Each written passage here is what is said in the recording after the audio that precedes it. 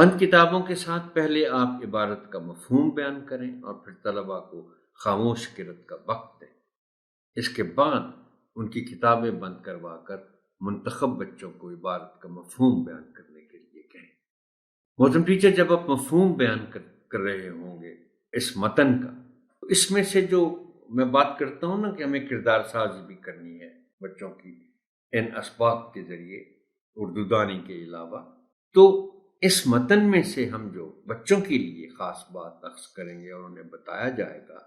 وہ یہ ہے کہ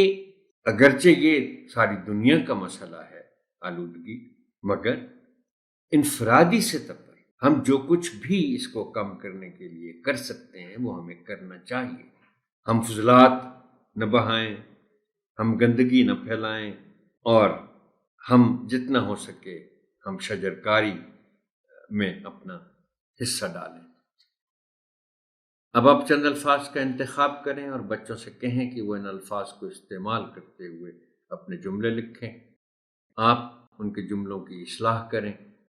اور پھر نمونے کے طور پر خود بھی ان الفاظ کے جملے بنائیں اور تختہ تحریر پر